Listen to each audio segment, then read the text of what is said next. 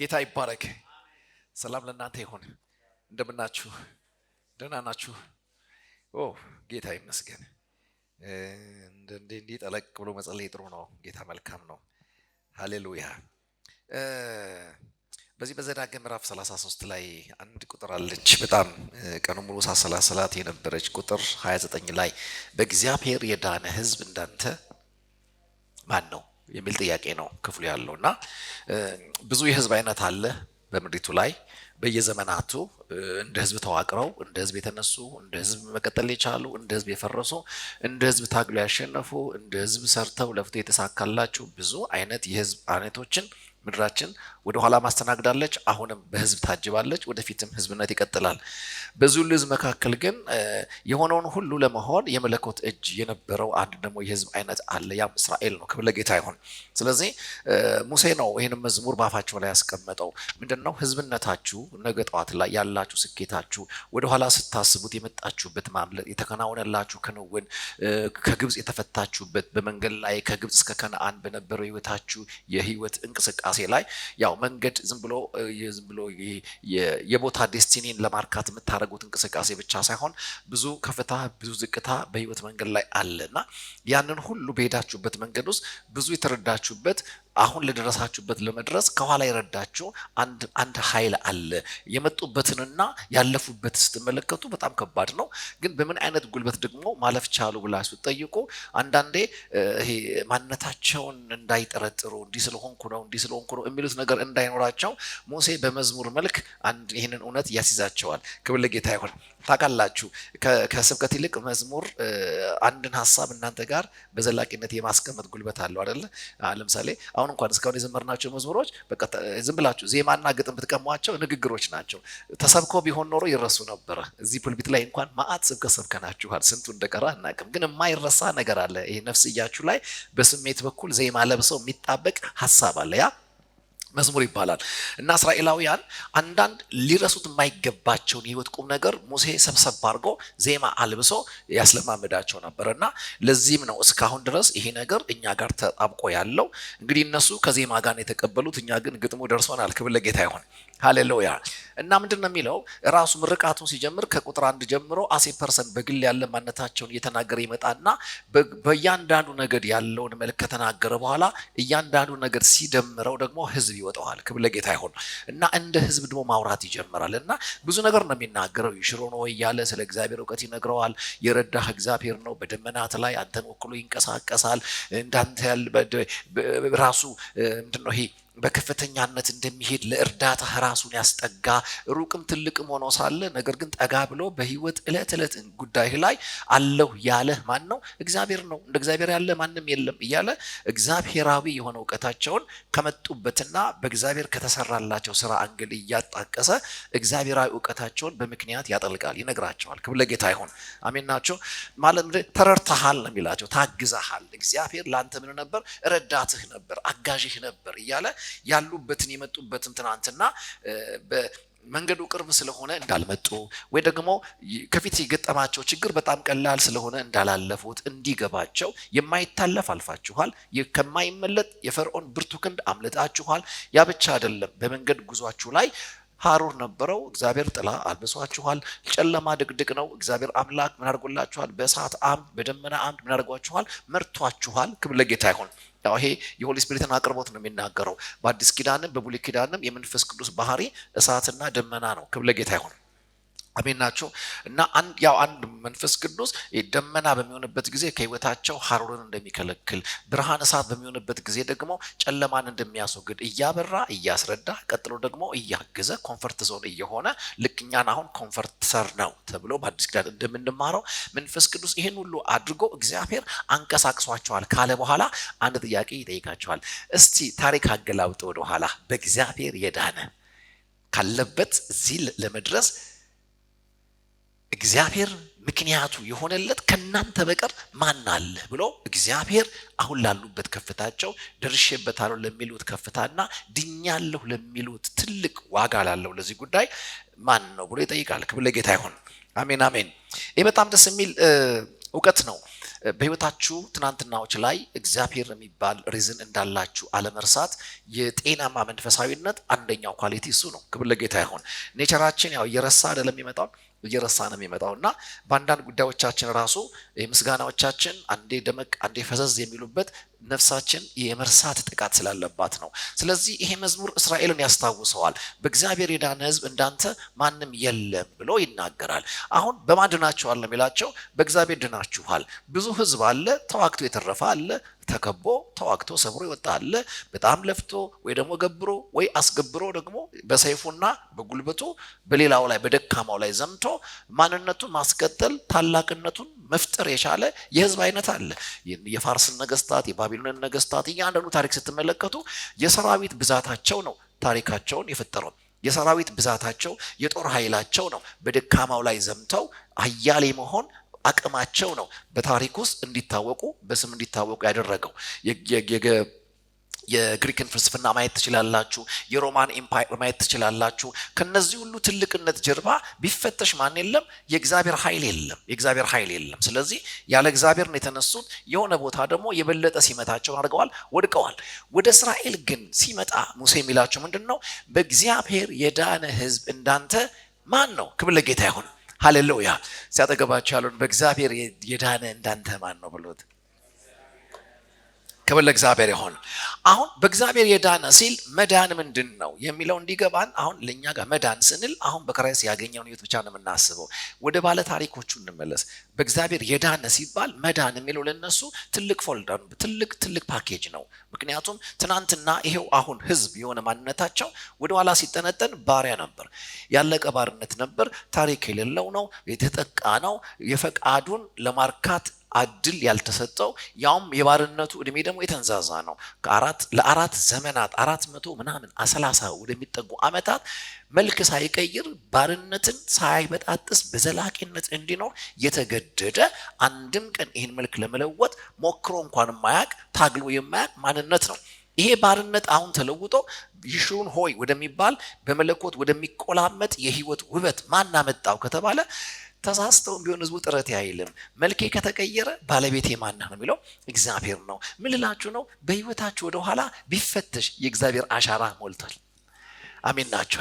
በቃ አንዳንድ ቦታ የሆነ ወንጀል ይሰራና ይጠፋል። ማን የሰራው ሲጠፋ የሆነ እንትን አላቸው። እኔ ብዙ ሳይንሱን አላውቀውም። ብቻ እዛ አካባቢ ያለ ዕቃ ላይ ምን ያደርጋሉ? ይፈልጉና የሆነ አሻራ ያገኛሉ። ይህን ስራ የሰራው የዚህ አሻራ ባለቤት ነው ተብሎ ከወንጀሉ ጀርባ ወንጀለኛው ባይኖር እንኳን ጥሎት የሚሄደው አሻራ ያን ወንጀል ማን እንደሰራው ያወራል። ስለዚህ በእስራኤል መዳን ላይ ምንም ቦታ ሄዳችሁ ብትፈትሹ የምታገኙት ኃይሏን አይደለም፣ ጉልበቷን አይደለም፣ አምላኳን ነው። ሃሌሉያ። አምላካችሁ ዛሬም አዳኛችሁ ነው። ክብር ለእግዚአብሔር ይሁን። ሁሉ ጊዜ ያን እየረሳን መምጣት የለብንም እና ለምንድን ነው ሙሴ ይህን ነገር በደንብ የሚነግራቸው? እዚህ ዘዳግም መጽሐፍ ላይ ይሄ ታሪካቸውን ይደጋግመዋል። የመጡበትን ትናንትና እንዳይረሱ ይነግራቸውና ሲያገኛቸው ዘጸአት ላይ መልካቸው ሌላ ነው፣ ሲለያቸው ደግሞ ዘዳግም ላይ መልካቸው ሌላ ነው። በሙሴ ሲገናኙ ባሪያ ሆነው ነው እስከ ግብጽ ድረስ ሄዶ ያገኛቸው። አሁን እዚህ መጽሐፍ ላይ ሙሴ ይሄን አስተምሮ ሊሄድ ነው፣ ሊለያቸው ነው። ከግብጽ ያወጣውን ሕዝብ አሁን ሊለየው ነው። ስለዚህ ሲያገኘው ማን እንደነበረ ያውቃል። ይሄ በዚህ ሕዝብ ትናንትና ላይ ጥማት መጥቶ ነበር። ነገር ግን ምንጭና ወንዝ አይደለም ከዚህ ጥማት ያስመለጣቸው። ይሄው እግዚአብሔር ለእርካታቸው አለትን አናግረው ነበረ። ስለዚህ በእግዚአብሔር መርካትን የሚያውቅ ማህበረሰብ ነው። ክብር ለጌታ ይሁን። ወደዚህ ሕዝብነት ሰማይ እያረካ ያመጣው ነው። አሜን ናችሁ። ተርቦም ያውቃል ይሄ ሕዝብ። የአንድ ቀን የሁለት ቀን እንዳይመስላችሁ። የዘመናት የዓመታት ረሃብ፣ የአንድ ጎልማሳ ረሃብ አጋጥሟቸዋል። ምክንያቱም የመረጠላቸው መንገድ ዘርተው የሚያጭዱበት አይደለም፣ ነግደው የሚያተርፉበት አይደለም። በቃ ዝም ብሎ የሚጓዙበት ነው። ያውም ደመና ካላገዘ በስተቀር ሐሩር ያለበት ነው። ዘርቶ ማጨድን ተስፋ አታረግም በዛ መንገድ ላይ። እግዚአብሔር ግን ሳያቋርጥ ለአንድ ሰው በየዕለቱ የሚያስፈልገውን መና እየሰጠ ምን አድርጓቸዋል? መግቧቸዋል። ስለዚህ በዚህ 40 ዓመታት ውስጥ በመለኮት እየተመገበ የቀጠለ ማንነት የነበረው ማህበረሰብ ነው። ክብር ለጌታ ይሁን። ስለዚህ አሁን እንዳትረሱ በህይወት ቀጥላችኋል። ይሄ እግዚአብሔር አድኗችኋል። ከምን? ከረሃብ አድኗችኋል። ተርቦ ከመውደቅ ተጠምቶ ከመውደቅ ያመለጣችሁት በቅልጥፍናችሁ ወይ ደግሞ ሌላ መንገደኛ ራርቶላችሁ አይደለም። እግዚአብሔር አቅርቦታችሁ ሆኖ ነበር። ክብር ለጌታ ይሁን። ሃሌሉያ። ይሄ ነፍስ በጣም ምክንያታዊ አማኝ እንድትሆን የሚያደርጋት አሁን ያለችበትን አይታ የመጣችበትን መንገድም አስተውላ እግዚአብሔር የሚለው ነገር መልስ ከሆነላት ብቻ ነው። ረድቶኝ ነው፣ አግዞኝ ነው። ሳሰላስል ነበር ከልጅነት ጀምሮ የመጣሁበትን መንገድ ያለፍኩበትን መንገድ ሁሉ ስመለከት ዝም ብላችሁ መንገዱን ከዝግር ገንጥላችሁ ካያችሁት ከመኖር ይልቅ ምርጥ ለመሞት አዋጭ መንገድ ነበር። በጣም ጥሩ ሟች ነው የምትሆኑት።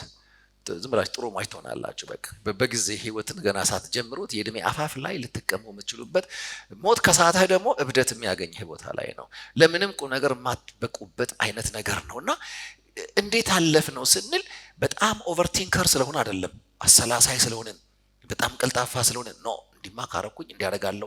አሁን ያለ ጄነሬሽን ብዙ አቅርቦት አለው፣ ካልኩሌት ያደርጋል። ያኔ ምንም ካልኩሌት የምታደርጉት ነገር የለም፣ ምንም አይነት አማራጭ የለም።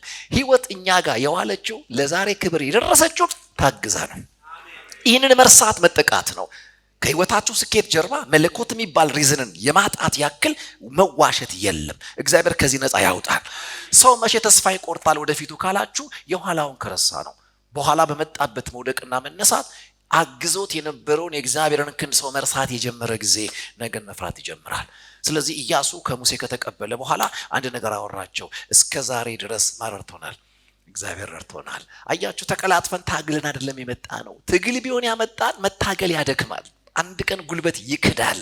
ዘመድ ጓደኛ ቢሆን እዚህ ያደረሰን የሆነ ሰዓት ላይ አቅም ያጣል። የሆነ ሰዓት ላይ ነገሮች ሁሉ እንደ በቀደሙ የመሆን አቅማቸውን ሊቀሙ ይችላሉ። ነገር ግን አለ ወደፊት እንዳይፈሩ ወደ ኋላ አስታወሳቸው። እስከ ዛሬ ድረስ እግዚአብሔር ረድቶናል። እስቲ በሉት፣ እስከ ዛሬ ድረስ እግዚአብሔር ረድቶናል። ምን ማለት ነው? እስከ ዛሬዋ ቀን ድረስ የተረዳ ህይወት ነው ያለን፣ በመለኮት የታገዘ ህይወት ነው ያለን። ክብር ለእግዚአብሔር ይሁን። ስለዚህ እስከ ዛሬ በእግዚአብሔር እንደተረዳ ሁል ጊዜ ትኩስ አድርጎ የሚረዳ አእምሮ ካላችሁ ነገ ፍርሃት መሆኑ ያበቃለታል። ነገንም ስታስቡ አንዳንድ ሰዎች ምላቸዋለሁ፣ አሁን ያገጠመ መከራ ካለፍኩ አይበልጥም እላለሁ። ወደ ኋላ ጥለው ከመጣኸው ታግለ ከመጣኸው ስለምትረሳ ነው እንጂ ብዙ በቃ አላልፍም ያልካቸው ነገሮች ድንግጥ ከው ያልክባቸው ነገሮች ሰማይ አሻግረዋል። ክብር ለጌታ ይሁን። አትሊስት የቀነሰ እንጂ የበዛ አይመጣም እላለሁ። አሜን ራሜን በሉ። ሃሌሉያ። ስለዚህ ይሄ በመለኮት መረዳት የሚለውን ነገር በህይወታችሁ ውስጥ በእያንዳንዱ ጥቃቅን በምትመስላችሁ ነገር ውስጥ ሁሉ ማስታወስን መለማመድ መቻል በጣም ለአማኝነት ዓለም በጣም አስፈላጊ ነው። እምነት ቢውልድ የሚያደርገው እዛ ውስጥ ነው። ነገን መፍራት የሚባል ነገር ስፍራ መልቀቅ የሚጀምረው እዛ ውስጥ ነው። ሙሴን ነው የሚነግራቸው። ለምን ኃያልነታችሁ አሁን ላላችሁበት ትልቅነት፣ ህዝብነት ምክንያቱ ማን ነው? መለኮት ነው። የተረዳ ማንነት አላችሁ። እስቲ ጥሩ ከናንተ ውጪ እግዚአብሔር አለሁ ያለው ለጮኸቱ መልስ የሆነለት ካለ፣ ለጥማቱ እርካታ የሆነለት ካለ፣ ለረሃቡ ምግብ የሆነለት ሰው ካለ፣ ብዙ ጦርነት ተዋግተዋል በዚህ መንገድ ላይ። እግዚአብሔር ጦርነታቸውን የኔ ብሏል። አንዳንድ ጊዜ ተቀላቅሎ ተዋግቷል። ክብር ለጌታ ይሁን። የበረዶ ናዳ፣ እነሱ ከታች ቀስት፣ እሱ ከላይ በረዶ እየጣለ ጠላቶቻቸውን አድርጓል፣ በትኖላቸዋል። አንዳንዴም አጉረምርሞላቸዋል። ፍላጻውን ላከ በተናቸው እንዳለ ዳዊት፣ መብረቁን ላከ ማረጋቸው፣ አወካቸው እያለ የህዝቡን ጠላት መለኮት ከህዝቡ ቀኝ ቆሞ ተዋግቶ ያውቃል። ብዙ ውጊያ ገጥሟቸዋል። በዝጌር አሸነፈው አልፈዋል። ክብር ለጌታ ይሁን። ይሄ ያለፈ ማንነት ብርቱ ተዋጊ የመሆን ውጤት አይደለም። ከጦርነት ጀርባ አሻራ አለ። የማን? የእግዚአብሔር አለ። ይሄ ከመልካም ቀን ጀርባ ማን አለ? እግዚአብሔር አለ። ይሄ የዘዳግም መጽሐፍ ኮር ሐሳብ ነው እንዳትረሳ የሚል። ለሆንከው አሁን ላለበት ነገር የታገስክበት እጅ አለ። የሰማህ ሰማይ አለ። ወክሎ የተዋጋልህ ማን አለ? እግዚአብሔር አለ። የነፍስ ባዶነት ይሄንን መርሳት ነው። ሁል ጊዜ ትኩስ ይሁንላችሁ። አሜን አሜን። ስለዚህ ሙሴ ምን እንደሚላቸው በእግዚአብሔር የዳነ ህዝብ እንዳንተ ማን ነው? በማን የዳነ? በእግዚአብሔር የዳነ፣ በእግዚአብሔር ያመለጠ፣ አሁን ያለበት ከፍታ ላይ እዝጌር አግዞ ያመጣው ብዙ ክፉ ትናንትናዎቹ፣ ብዙ ክፉ ጨለማዎቹ በእግዚአብሔር ብርሃን የተሻገረ አሁን ሆኛለሁ ለሚለው መሆን ስውር ሶርሱ የታገዘበት ጉልበቱ እግዚአብሔር የሆነለት እውነት ነው። እዛው ዘመን ላይ ታላላቅ መንግስታት አሉ፣ ታላላቅ ነገስታት አሉ። ነገር ግን ሁሉም ታላቅ ለመሆን ዋጋ ከፍለዋል። አንተ ጋር ያለ ታላቅነት ግን የላብህ ውጤት አይደለም፣ የጠንቃቃናት ውጤት አይደለም። በቃ እግዚአብሔር አለሁ አለ። የሆነ ባሪያው አለቀና ነገሰ። ብትን ያለ ለ400 ዓመት ሀገር የሌለው አንድ ምናምን ብትንትን ያለ ማህበረሰብ ተሰብስቦ ከዝጌር ጋር ተደምሮ 31 ነገስታትን አሳዶ የእግዚአብሔር ኪንግደም የሚባል አንድ ተቋም ጋር ደረሱ። እዚህ ጋር ሲደርሱ ኮራ እንዳይሉ፣ የታገዙበትን እጅ መልቀቅ እንዳይለምዱ፣ እየረሱ እንዳይመጡ፣ ሁሉ ጊዜ ያገዘቻቸውን የእግዚአብሔርን እጅ እንዲያስታውሱ ሙሴ ከዚህም ይሄ መዝጊያው ነው። ወደ ኋላ ምን ይላቸዋል? በገባህ ጊዜ አሜን። ያው እሱ በራፉ ላይ ነው የሞተውና ያው እኔ እስከ በራፍ አምጥቻችኋለሁ፣ ከግብጽ በራፍ እስከ ከነዓን በራፍ አምጥቻችኋለሁ። እንግዲህ ግብጽ ውስጥም እናንተ ናችሁ። ከ40 ዓመት በፊት ወጥቷል። የግብጽን ባርነት አያቆም። ዕብራዊ ቢሆንም ጭቃ አላቦካም። አሜን። እና አሁን ትገባላችሁ ይላቸዋል። አሜን። ስትገቡ ግን የመግባት ትልቁ ጥቃት መርሳት ነው በሉት። የመግባት ጥቃት መርሳት ነው። አልገባችሁም? ለምሳሌ አንድ ነገር ይጎላችኋል፣ በጣም ትጸልያላችሁ፣ መልሱ ሲመጣ ትረሳላችሁ። ትልቁ ጥቃት አንድ ሰው ወደሚፈልገው ክብር ሲገባ እዛ ጋር የሚጠቃው የመገባበትን ጉልበት፣ የታገዘበትን ጉልበት፣ ያን የነፈረቀውን እንባ፣ የለህም አትረዳኝም ምናምን ያለበትን የመለኮትን መገኘትና አሁንታ ለመገናኘት የከፈለውን ዋጋ ሰው እየረሳ ይመጣል። ያ በጣም የሰውነት ዓለም ጥቃት ነው። በተለይ ኃጢአት አንዱ በሰው ዓለም ላይ ካመጣቸው ጥቃቶች መካከል የመለኮትን ድርሻ መሻማት የሚባል ነገር ነው። ዝላቸዋል 10 ለምጻም ነው የመጣው። ለምስጋና የተገኘው ስንት ነው? አንድ ነው። ጌታ ራሱ ገረመውና እኔ ምን 9 አልነጹም እንዴ ያለው አይነጽተዋል፣ ግን ሲነጹ ረሱ። አንዳንድ ሰው ሲነጻ ይረሳል። አጠገብ ያለው በለው ሲነጻ አንድ ስትነጻ እንዳትረሳ ድገምና በለው። እኔ ምን አውቃለሁ 1 4 5 ሰዎች የሆነ ነገር ሊያገኛቸው ይችል ይሆናል። ምን አሜን ናቸው። የሆነ ነገር ሲሳካል እንዳትረሳ ራሜን ብሎ አንዳንዶች ብዙ ነገር ነው የሚረሱት። ገብታቸዋል። ይሄ በዝቅታቸው አብሮ የሆኑ ሰው ይረሳሉ። የክፉ ቀናቸው ሰው እኮ ዝጌርን ብቻ አይደለም የክፉ ቀን ወዳጁንም ይረሳል። በጣም ነው የሚረሳው። እና አንዳንዴ እደነግጣለሁ። እግዚአብሔር ከዚህ ይጠብቀን። አሜን ናችሁ ወይ? ስለዚህ ምን ይላቸዋል? በገባችሁ ጊዜ እንዳትረሱ ይላል። ምክንያቱም እስራኤል ከመውጣት እስከ መግባት ድረስ በጣም በእግዚአብሔር መታገዝ አስፈልጎታል። ከባዱ የህይወት አሰቃይ ምዕራፍ ካላችሁበት ወጥታችሁ ወደ ተዘጋጀላችሁ እስክትገቡ ድረስ ያለው ምዕራፍ በጣም ከባድ ነው። እዝጌር ካላጠላ በስተቀር መንገዱ አስቸጋሪ ነው። እባብ የተሞላ ነው። በመነደፍ የተሞላ ነው። በጠላት የተከበበ ነው። መግባትም እንደምታስቡት የመውጣትን ያክል የሚመዝን ቻሌንጅ ያለበት ነው። ለመውጣት የያዛችሁ ፈርዖን አለ፣ ለመግባት ደግሞ መግቢያው በራፍ ላይ የተኮለኮለ የጠላት ጦር አለ።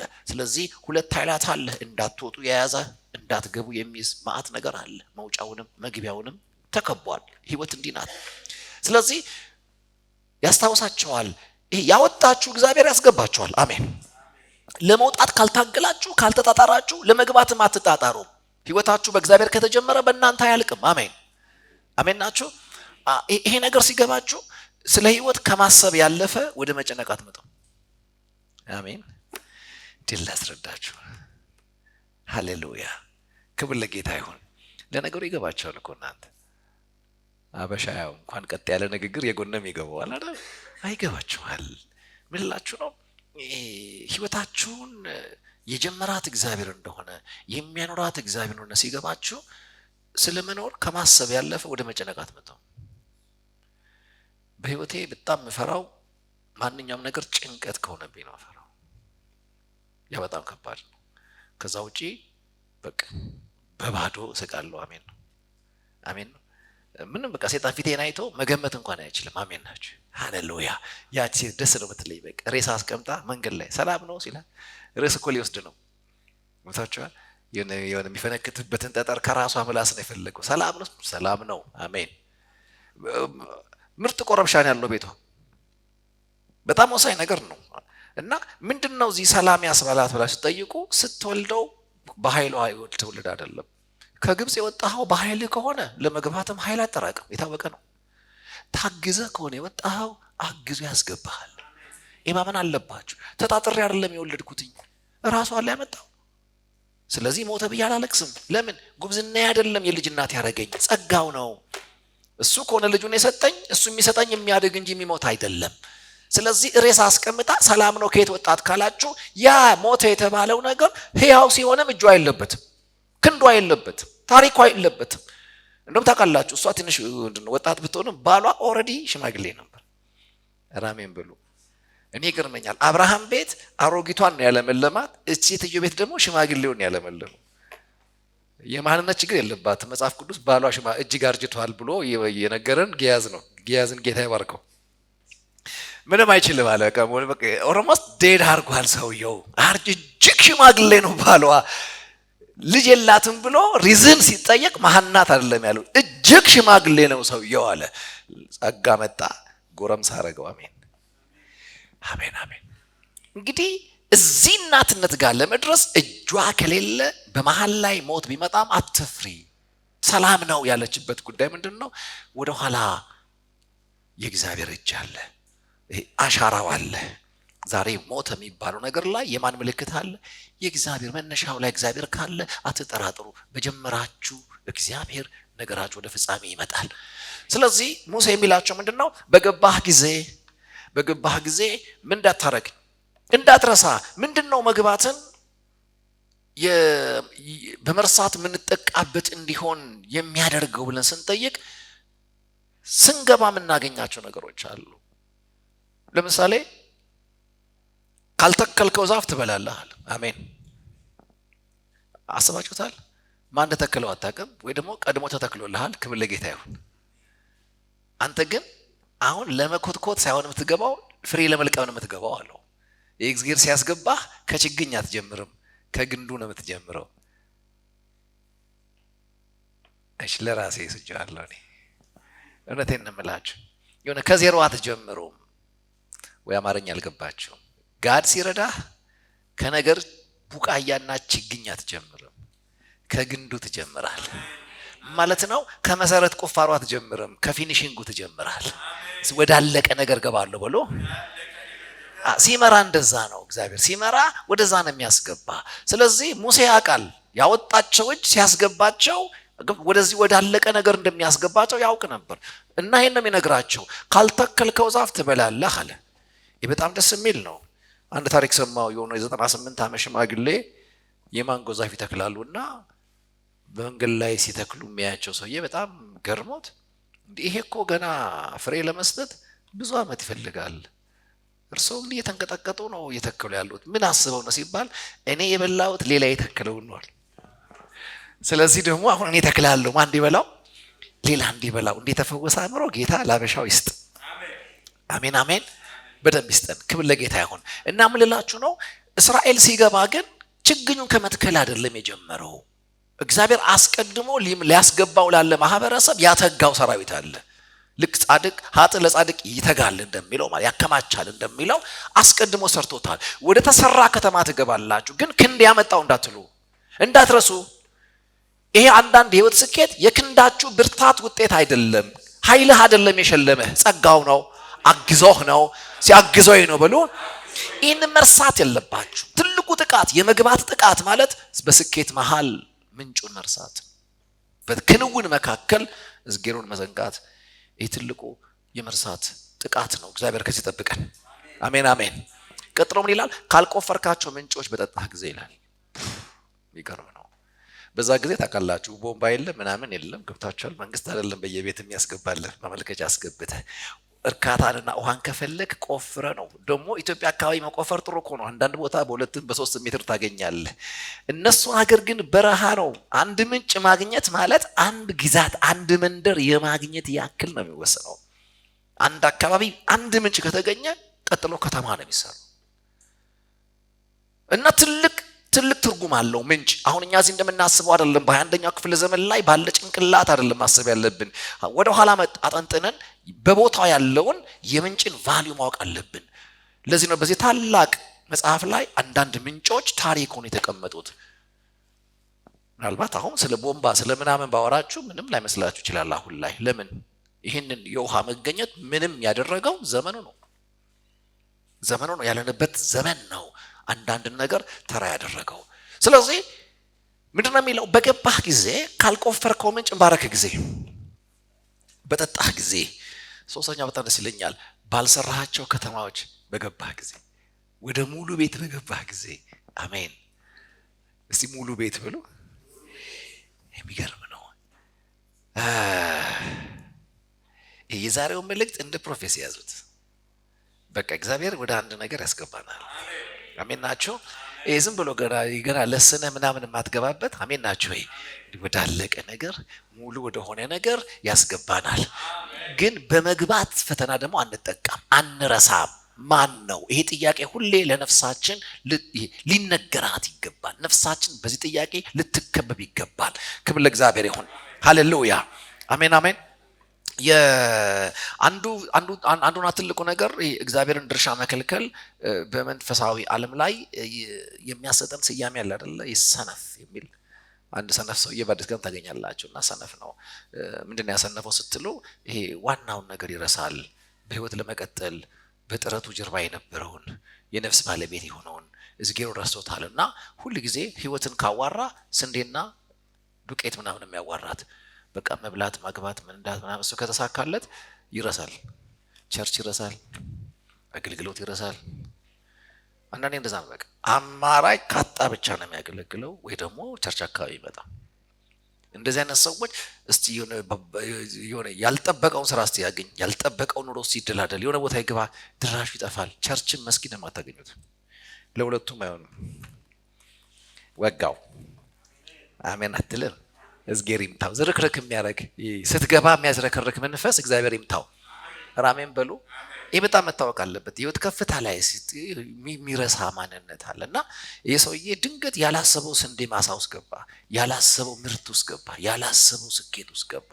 ከዛ በኋላ ቁጭ ብሎ ከነፍሱ ጋር ማውራት ጀመረ እና ነፍስና እሱ ያወራሉ፣ ግን እግዚአብሔር ጠፍቷል። እግዚአብሔር ሰማቸውና ይህ ሰውዬ አንተ ሰነፍ ነፍስን ካንተ ይወስዷታል። ይህ ያከማቸው ለማን ይሆናል? ለካ የተዘረጋውንም መብላት ከእግዚአብሔር ጋር ሲሆን ነው። አሜን ናችሁ ሆይ? ምን እያልኩ ነው? ታግዛችሁ በምትገቡበት ከተማ ከመለኮት ጋር መኖር ይሆንላችሁ።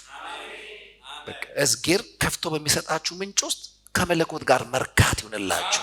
የማይረሳ ወደ ኋላ የማይረሳ በዚህ በማይረሳ ማንነት ማንን ታደንቃለህ ካላችሁ ንጉስ ዳዊትን በጣም ነው የማደንቀው። ብዙ ጊዜ እነግራችኋለሁ በብዙ ምሳሌዎች ላይ በቃ ይሁን ብዙ ታሪክ ስለምንም ጉዳይ ስታነሳ ታገኛለህ። የሆነ ዘግነ የምትወጣው ታሪክ አለው ዳዊት። አንደኛ አንድ የማያስነካው ነገር አለው፣ የመለኮት ኤግዚስተንስ የሚባል ነገር። ህይወት የትም ትወሰደው መለኮትን ይፈልገዋል። ለዚህም ታስፈልገኛለህ ይላል። ለምሳሌ ጠላት ፈርቶት እየሸሸ ከሆነ እሱ የሚያባረ ከሆነ አግዘኝ ይለዋል። ለምን? ሮጦ ለመያዝ። ሲይዛቸው ቀላል እንዳልመስልህ እኔ እኮ ስሯሯጥ ያደግኩኝ አትሌት ነኝ አለ የሚላቸው። ጠላቶቼን ያዝኩኝ አላመለጡኝ ብሎ ያመሰግነዋል። እንዴት ያዝካቸው? ፈጣራው ስለሆንኩ አይደለም የሚለው፣ አደከምክልኝ፣ እኔን ደግሞ አጎበስከኝ፣ ስለዚህ አባረር ያዝኩኝ ይላል። ሳኦል ደግሞ መጅረጥ አድርጎ ሰራዊት ልኮ ሲያሳደው ፈትለክ ብሎ ይሮጣል። ማምለጡን ካጣራ በኋላ ሮጬ ያመለጥኩ ይላል። አልገባህ? አባሮ መያዝም ሮጦ ማምለጥም ስትረዳ ነው ይላል። አይረሳም። ፈርቶም ያምለጥ ጎብዞም ያባር፣ በሁለቱም ዓለም ውስጥ አይረሳም። በእግዚአብሔር አመለጥኩ ይላችኋል። በእግዚአብሔር ጠላቶቼን ያዝኩኝ ሲል ትመለከታላችሁ። ይሄ ትልቁ ኳሊቲ ነው። ክብር ለጌታ ይሁን። ያ ብቻ አይደለም። እዛ ገጠር አግኝተህ በገና ሰጠውና የሚዘምረውን ስማው። ምንም በቃ እግዚአብሔር እረኛዬ ነው የሚያሰጠኝ የለም። እንደውም አንዳንድ ቦታ ሳይቀባ በፊት የማመዝሙር ይላችኋል። የዳዊት መዝሙር ሳይቀባ ማለት በመዝሙር ቅባት ማለት አይደለም፣ ንጉስ ሳይሆን በፊት ማለት ነው። ለንግስናም ይሆን ቅባት እና ትንቢት ሳያገኘው በፊት ማለት የህይወቱን ነገ ሳይለየው በፊት ወደፊት እረኛ ይሁን ነጋዴ ይሁን አስመጪ ይሁን ላኪ ይሁን ቸርቻሪ ይሁን አከፋፋይ ምንም በማያውቅበት ሁኔታ ላይ በገና ሰጠው። ግጥሙ እግዚአብሔር ነው። ህይወትን ካወቃትና ጠቅሎ ደግሞ ከተገናኛት በኋላ ፓላስ ደግሞ ገብቶ መኝታ ቤት ወደ ያችኑ በገና ሰጠው። ግጥም አይቀይርም። አሜን ናችሁ? ያንኑ እታች የሚያውቀው ንዝገር እላይም ያስቀጥለዋል። የማይረሳ መንፈስ እግዚአብሔር ይስጣችሁ። ክብር ለጌታ። ሁሉ ጊዜ በእግዚአብሔር መገኘት ላይ መልክ የማይቀይር ፍቅር የማያበርድ መንፈስ እግዚአብሔር ይስጣችሁ። ሃሌሉያ። ማጣትም ማግኘትም የማይለውጠውን መንፈስ እግዚአብሔር ይስጠን። የትልቅ ነገር ነው። በቃ በልጽጉ ግን በጠጥ ያላችሁ ጴንጤዎቹን አሜን ናችሁ? የሆነ ከአንተ ወደ አንቱ ያምጣ አትለውጥ። አንተም ጋር አንቱም ጋር የረዳህ እግዚአብሔር ነው። እውነቴን ነው። ይሄ ማወቅ አለባችሁ። እና ይሄ ሰው የትም ቦታ ላይ በቃ ይገርመኛል፣ አይለወጥም። አንዳንዴ ምን ይላል? አቤቱ እኔ ማን ነኝ? ቤቴስ ምንድን ነው ብሎ ህይወትን ሪፍሬሽ ያደርጋል፣ እንደገና ፎርማት ያደርጋል፣ አንዳንድ ቫይረሶችን ያጸዳል። አሜን ናቸው። ወደ ኋላ ይመልስና እኔ ማን ነኝ ቤቴስ ምንድን ነው ብሎ እኔውን ይፈልገዋል። እኔ ማን ነኝ ብሎ ቤቴስ ምንድን ነው ሲል አንድ አይሁዳዊ ቤቴ ካለ ዘሬ ማለት ነው። ፐርሰናል ፋሚሊ ላይኑን ነው ቤቴ የሚለው። ለምሳሌ ማን ነው ጌዲዮንም እኔ ቤቴ የሚተጠቃ ነው ታናሽ ነኝ ይላል። ስለዚህ እኔ ማን ነኝ ማለት ከቤትም በታች እኔ ማን ነኝ ሲል የመጨረሻ ማሟጠጫ ልጅ ነው። እኔ ማን ነኝ ሲል የመጨረሻ ልጅ ነው። እንደ ቤት በኩል እንኳን የመሆን ቻንስ ያልነበረው ከቤተሰብ የመጨረሻ ነው። ቤቴስ ምንድን ነው ተጠይቋል። ቤት ማን ነው ሲባል በሳኦል ፊት የመጻተኛው የእሴይ ልጅ ነኝ ያለ። የመጻተኛው የእሴይ ልጅ ነኝ። የፋሚሊ ኔሙ ራሱ ምንድነው? መጻተኛ ነው። እግዚአብሔር ያን ልጅ ያነሳና የፋሚሊ ኔሙን ቀይረው። እግዚአብሔር እንዲህ አይነት ልጆች ከወገባቸው ያስነሳላቸው። የፋሚሊ ኔም የሚቀይሩ ዳዊት እስኪወለድ የዛ ቤተሰብ ስም ምንድነው? መጻተኛ ነው። ከዳዊት በኋላ ግን የዛ ፋሚሊ ኔም ምንድነው? ኪንግስ፣ የነገስታት ዘር ነው የሚባለው። የመጻተኛውን ዘር የምን አደረገው? የነገስታት አደረገው። ይህን የሚያስታውሰው እኔ ማን ነኝ? ቤቴ ምንድን ነው? የመጻተኛ። እኔስ ተራ መጨረሻ ልጅ፣ አሁንስ ንጉስ ነኝ። ከዛ ያመሰግናል። እኔ እሱ በጣም ነው የሚገርመኝ። ቁመቱን ለክቶ የሚያመሰግን እኮ ሰው ነው። መስታወት ጋር ቆሞ አይኑን እያየ አፍንጫውን እያየ ገብታችኋል፣ ጸጉሩን እያየ እያበጠረናል። ግሩምና ድንቆኝ ተፈጥሬያለሁ፣ አምላኬ ያደርጋለሁ፣ አመሰግናለሁ። ይሄ በሁሉ ነገር ውስጥ አሻራ አያጣም። የእግዚአብሔር የነካካውን ነገር አያጣም። በቃ አይናችሁ ሲከፈት አሻራውን ይይላችሁ። በቃ እዚህ ጋም ነበርክ፣ እዛ ጋም ነበርክ፣ ያመመኝ ጊዜ ነበርክ፣ ፈውስ ሆነ። የራበኝ ጊዜ ነበርክ፣ እንጀራ ሆነ። የጠማኝ ቀን ነበርክ፣ እርካታ ሆነ። ግራ የገባኝ ቀን ነበርክ፣ ምን ሆነ? መፍትሄ ሆነ። ሃሌሉያ። ሁሉ የተወኝ ቀን ነበርክ፣ ወዳጅ ሆነ። ይሄንን አትርሱ። በህይወታችሁ ላይ እየረሳችሁ አትምጡ። ሁሉ ጊዜ አለ አንድ ቀን እግዚአብሔርን በቀኝ አየዋለሁ። ይሄ ደግሞ በጣም ደስ የሚል አባባሉ ነው። እግዚአብሔርን ሁሉ ጊዜ መቼ ሁሉ ጊዜ ቤት አየዋለሁ፣ በቀኝ አየዋለሁ። በቀኝ ማለት ይሄ በቀኝ ያለ አጥንት ማለት አይደለም። ቀኝ የኃይል ምልክት ነው። ሁሉ ጊዜ ድካም በተሰማኝ ጊዜ ምን ሆነ አየዋለሁ? ቀኝ ሆኖኝ አየዋለሁ። ግራ በገባኝ ጊዜ፣ ጥያቄ በከበደኝ ጊዜ እውቀት ሆኖኝ አገኘዋለሁ። አንዴ እንደዚህ አለ፣ እኔ ደከምኩ፣ ተኛው፣ አንቀላፋው አለ። ደከመኝ ማለት ነው። አሁን ተኛ፣ ደከመው፣ አሁን አገኘ ነው ሲሉ አነቃኛል። ቀኜ ረዳኝ ማለት የማላቀውን ስውር ደባ ምን አደረገኝ? አስመለጠኝ። እንዴት እንምላችሁ? ሲያሻራ ፈልጉ በህይወታችሁ። እንደዛ ታሪክ የላችሁም? እኔ ብዙ ታሪክ አለኝ። ካለፈ በኋላ ማአት ነገር ሲደረግብኝ እንደነበረ ካለፈ በኋላ ነው የማውቀው። እላለሁ እኔ ሳላውቅ ወክሎኝ ያወቀ ጌታ ስሙ የተባረከ ይሁን። ስለዚህ ምንድነው የዛሬ መልእክት ካላችሁ ስትገባ አትርሳ፣ እንዳንተ በእግዚአብሔር የዳነ እዚህ ከተማ ማንም የለም። እግዚአብሔር የረዳው ልጁን የሰጠው አሜን ናችሁ ወይ? በመስቀል ሞት ፈልጎ ያገኘው፣ ቢጸልይ ሰማይ የሚሰማው፣ አባባ ሲል አቤት የሚባል መልክ የተሰጠው፣ መንፈስ የተሰጠው፣ ኃይል የተሰጠው፣ ራእይ የተሰጠው፣ አንዳንዶቻችሁ አገልግለኝ የተባለ፣ ኑርልኝ የተባለ፣ ክብር ለጌታ ይሁን። እንደኛ ያለ ማንም የለም። ነፍሳችሁ ሁሌን ካስታወሰች ጠላት እናንተን ለሚረብሽበት ፎልደር ያጣል። ቤት በኩል ልምጣ ይላል፣ አያገኛችሁ። በዛም ሲመጣ አያገኛችሁ፣ በዛም ሲመጣ አያገኛችሁ። ለዚህ ነው ዳዊትን ምን አለው? እንደ ልቤ የሆነውን የእሴይን ልጅ አገኘሁት። እንደምኔ ነው? እንደ ልቤ ነው አገኘሁት። ቀጥሎ ያለው ደስ ይለኛል። ያመጻ ልጅ በሱ አያደርግም፣ አይጠቅምም። የምን ልጅ ባይዘው አሁን የአመጻ ልጅ ስንል ብዙ ጊዜ የምናስበው ይሄ አመፀኛ መንፈስ ምናምን እያልን ነው የምናስበው። ክፍሉ እሱን አለ የሚለው በህይወት ዘመኑ በኔ ላይ አያመፀም። ለምን? ከሱ በፊት የነበረው ንጉስ ያመጻ ልጅ ነው፣ አግኝቶታል። አያገኝ የዛ ያመጻ ልጅነት መልክ በማን ላይ አይገኝም? በሱ ላይ አይገኝም። ሲያመጻ ታዩትም ልጅ ያጠፋ እንኳን የመሰለው ጊዜ ዝርክርክ የሚል ልብ ነው ያለው። እግዚአብሔር የተወው የመሰለው ጊዜ ሰማይ ምድር ይደፋበታል። ከፊትህ ምን አትበለኝ፣ አትጣለኝ። ቅዱስ መንፈስ ግን ከኔ ምን አትበል፣ አትውሰድብኝ። እማልችለው እሱ ነው ማለት ሰራዊት ከቦት ያልተሰማው ድንጋጤ እግዚአብሔር የተወው የመሰለው ጊዜ ይደነግጣል። ሰራዊት ቢሰፈርብኝ ልብ አይፈራም ይላል። እንግዲህ የመጨረሻ የፍርሃት ቦታ እሱ ነው። ከዛ ካለፈ ነገር ካላችሁ ደግሞ በእኔና በሞት መካከል አንድ እርምጃ ቀረ ይላል። ምን ወቅ ሲባል አልፈራም። እንዴት? በሞት ጥላ መካከል እንኳን ብሄድ አንተ እዛ ነህ ይላል። ማለት ያልፈራሁት ሰላማዊ መንገድ ስለሆነ አይደለም። ግራና ቀኝ መንግስት የሆነ በኮሪደር ያበራው የተከለው መብራት ስላለ አይደለም። ዘና ፈታ ያልኩት በየ5 ሜትሩ የሚጠብቁ ወታደሮች ስላሉ አይደለም። ያልፈራሁት መንገዱ ሴፍ ስለሆነ አይደለም፣ አንተ ስላለህ ነው። የሆነ መንገድ ይሄድና አሻራ ያገኛል አለ እሱ ይላል። ያለፍኩት በሞት ጥላ መካከል ነው፣ እንዴት አልፈራሁም ሲል እንዴት እፈራለሁ? ማን አለ? እግዚአብሔር አለ። ወዳጆቼ መንገዳችሁ ምንም ይሁን አትፍሩ። እግዚአብሔር ከማን ጋር ነው? ከእናንተ ጋር ነው። ህይወትን ተንቀጥቅጣችሁ ተጠንቀቃችሁ እዚህ ካላመጣችኋት ወደፊትም ምንም አይነት ጥንቃቄ በማሰላሰል አታስከትሏትም። ያመጣችሁ እግዚአብሔር እዚህ ጋር ሊተዋችሁ አይደለም። ብቻ እርግጠኛ መሆን ያለባችሁ ህይወትን ስትጀምሩ ከሱ ጋር ጀምራችሁታል ወይ? ሰምታችሁታል ወይ? አብሯችሁ ነው ወይ ያለው? ያ ከሆነ የተስፋ ቃል አላችሁ። ከጄ ማንም ሊነጥቅሽ አይችልም። ከጄ ማንም ሊነጥቅህ አይችልም። አሜን ናችሁ? እንደውም አንዳንድ ጊዜ ይሄ በእጅ የተያዘ ነገር አንዳንዴ እኮ ስትጋጭም ስትል ይወድቃል አይደል? ኢየሩሳሌም የዛ አይነት እንኳን ስጋትና ጥርጣሬ እንዳይሰማት ምን አለ? ቀርጬሻለሁ አለ። አላመናችሁኝም? በያዛችሁት እስክሪፕቶ መዳፋችሁ ላይ ስማችሁን ጻፉት፣ ከዛ አራግፉት እንደማይወድቀው ሁሉ ማለት ነው። የሆነ ዕቃ ቢሆን የያዛችሁት ምናልባት ሊወድቅ ይችላል። እጄ ላይ አንቺ ኢቭን የተቀመጥሽ አይደለሽም፣ የተጻፍሽ ነሽ፣ የተቀረጽሽ ነሽ። ማንም ሊፍቅህ አይችልም። ሴኪዩርድ ህይወት ነው የተሰጠን ህይወት።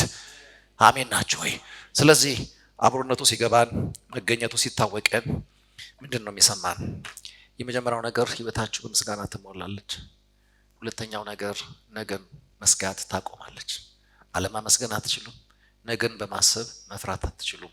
የነገውን ፍርሃት ማን ይወስደዋል? እስከ ዛሬ ድረስ የሚል እውቀት ለነገ እንድታሙ ምክንያታችሁ ይሆናል። ከዛ ውጪ ሁሌ የረሳችሁ ማትመጡ ከሆነ ነፍሳችሁ በእያንዳንዱ ምክንያት ውስጥ ከምስጋና ጋር ትነቃለች። በእያንዳንዱ ቀን ታመሰግናለች። ለዚህ ነው የዳዊት መዝሙር አብዛኛው አመስግኑት፣ አመስግኑት፣ አመስግኑት፣ አመስግኑት፣ አመስግኑት፣ ቅዱሳኑ አመስግኑት፣ የረዳችሁ አመስግኑት። አሜን ናችሁ? ሃሌሉያ። አንዳንዴ ታሪክ እያጣቀሰ አንዳንድ መዝሙሮች ደስ ይሉኛል። በቃ አንዳንዴ ወደ ተፈጥሮ ያወራል። ሰው አልሰማ ሲሉ ዞሪና አንቺ ዮርዳኖስ ምን አይተሽ ነው የቆምሽው ይላታል። ታውቃለች ማን እንዳቆማት። አሜን ናችሁ? አንተ ኤርትራ ባህር፣ እናንተስ ተራሮች ምን አይታችሁ ያን ቀን የዘለላችሁት ይላቸዋል። እሱ አምላኬ ነው። በዚህ ሁሉ ታምራት መካከል ያሻገረኝ እኔን ነው። ባህር ያቆመው ስለኔ ነው። ዮርዳኖስን ቆም ያለው ስለኔ ነው። እግዚአብሔር ስለ ህዝቡ ነገስታትን ገሰጸ፣ ጠላትን ተቆጣው። እርግማኑ፣ መተቱ፣ ተንኮሉ፣ ክፋቱ ያላገኛችሁ ሁሉም በቀላሉ ያገኘ ነገር የእናንተን ቤት የመግቢያ በር ያጣው ጠብቋችሁ ነው። ይሄን ሁሉ አትርሱ። አሜን ናችሁ ወይ? እስከ ዛሬ ድረስ እግዚአብሔር ረድቶናል። ስለዚህ ለነገ አንፈራም። አጠገባችሁ ያለውን በእግዚአብሔር የዳነ እንዳንተ ያለ ማን አለ በሉት። እንዳንቺ ያለ ማን አለ? አሜን ናችሁ? ሃሌሉያ። ቆመን እንጸልያለን።